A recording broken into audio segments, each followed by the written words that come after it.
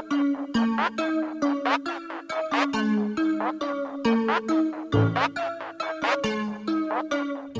do you want to start? Front bumper? Or yeah, dude, definitely front bumper. So I built this just kind of pre-runner style front bumper. Nothing I could find looked kind of right for this truck, so whipped up my own. It's got a 3.5 inch Blazeland weld it yourself long travel kit on it. So you extend the upper control arms and chop, box, and plate the lowers. That's and then runs the T100 CV axles, so easily replaceable when you blow out CVs. Oh yeah. Instead of going something custom and having to wait for RCV to ship them or whatever. Right. And then how much wider? 3.5 per side, so 7-inch track width increase overall. That's cool. Advanced fiberglass front fenders. Got. I guess we can go inside. Boy, yeah. And you built this in 3 months. Yep. You are. I'd already done the interior. I had the seats reupholstered to match.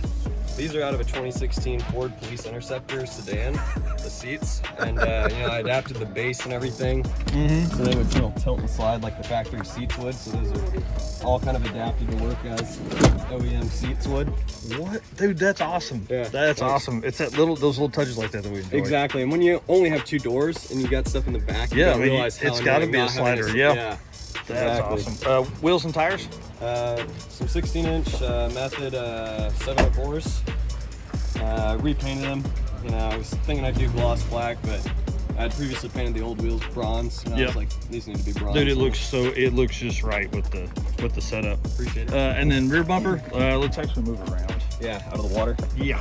The rear bumper was just another thing I built with the fiberglass flares. Didn't work with the OEM rear bumper, and I spent a lot of time getting angles.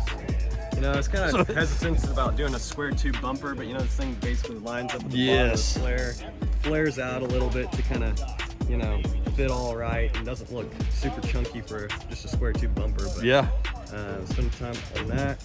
And then rear fenders, you were telling me? Yeah, I had to chop and raise the quarter panels and wheel wells up about 3 to 4 inches to get these flares to fit in. So and look right with the front.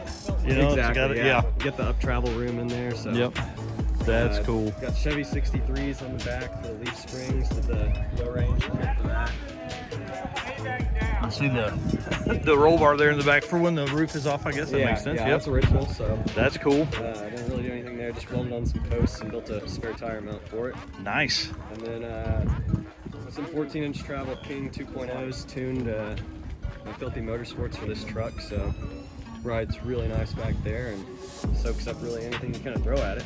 Dude, that's awesome. Any engine upgrades or anything like that? I just finished rebuilding that. I was on the way back from Moab last spring, and injector number 2 clogged up. Oh, yep. And burnt a valve, and I was about 75 miles from Oklahoma City, and it started losing power, and I thought I was just hitting the Oklahoma winds. And this is like a 700-mile day of driving, and it was like probably 1 a.m. and it was like, I don't know, we're just probably in a big headwind, and it went from cruising like 75, 80 to like 60, 65. Oh, dang. And then got in, fired it up the next morning to drive up to Kansas City, and was just not happy. So threw a new head on it, did all that kind of stuff, and while you're in there.